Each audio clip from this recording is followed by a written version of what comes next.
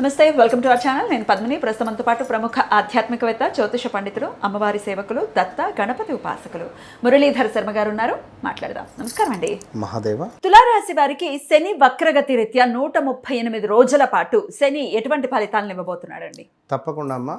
తులారాశి అనగానే ఖచ్చితంగా చట్టం, న్యాయం, ధర్మం అని అనుకునేటువంటి వారు ఎక్కువగా వాదిస్తారు ఈ తులారాశి వారు.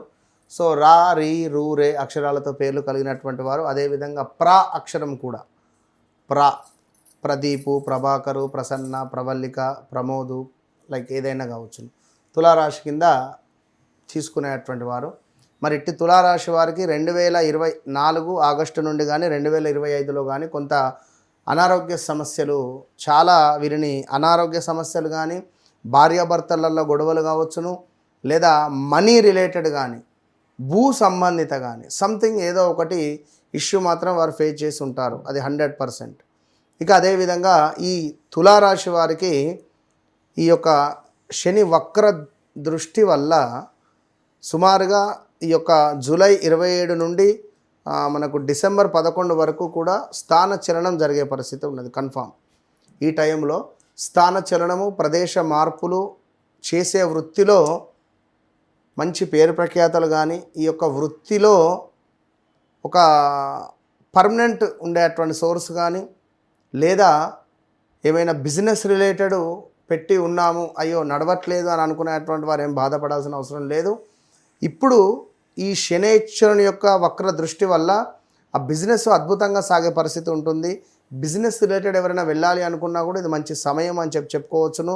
వారి వ్యక్తిగత జాతకరీత్యా మాత్రం ఖచ్చితంగా చెక్ చేసుకొని ముందుకు వెళ్ళాల్సినటువంటి పని. అదేవిధంగా కొంత వీరి మీద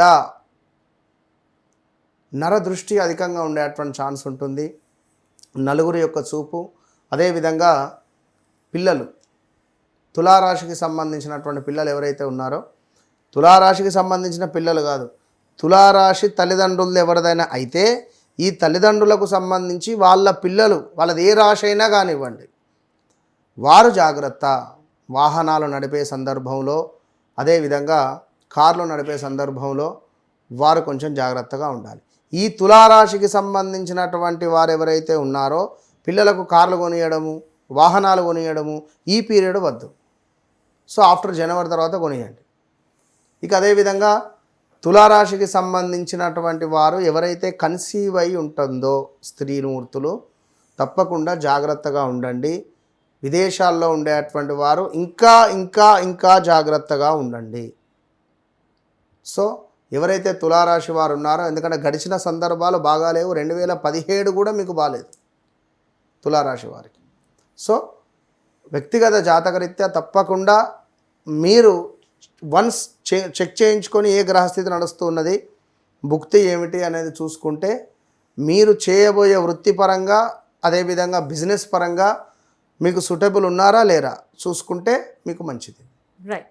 వివాహ ప్రయత్నాలు చేయొచ్చా తులారాశి వారు? ఖచ్చితంగా చేయవచ్చును, ఖచ్చితంగా చేయవచ్చును. కానీ సెట్ అవుతుంది. కానీ కొంచెం అనారోగ్యంగా ఉండే అబ్బాయి కానీ, అనారోగ్యంగా ఉండే అమ్మాయి కానీ వచ్చే ఛాన్స్ ఉంటుంది.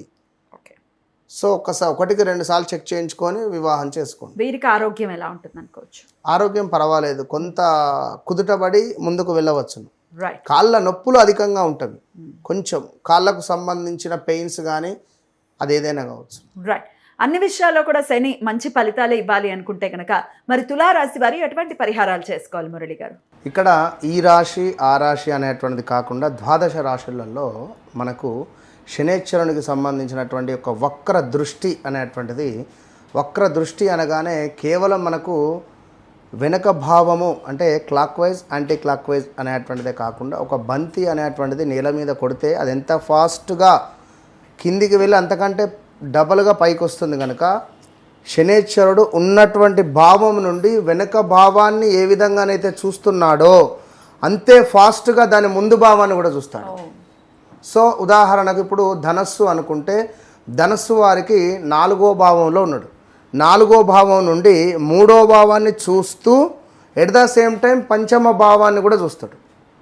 కనుక ఓవరాల్గా ఒక ధనస్సు ఇది అని కాదు, మకరం కానీ, కుంభం కానీ, మీనం కానీ, మేషం కానీ, ఎవ్రీథింగ్ ఏ రాశి వారైనా కూడా ఖచ్చితంగా శనైశ్వరునికి సంబంధించినటువంటి కుదిరితే మీ స్తోమత మేరకు ఏదైనా ఒక హోమము కానీ, ఎందుకంటే ఇప్పుడు రేపటి కాలంలో మనకు ముందు శనైశ్వరుడు వెళ్ళేటువంటి పీరియడ్ ఏదైతే ఉందో అది ఇంపార్టెంట్.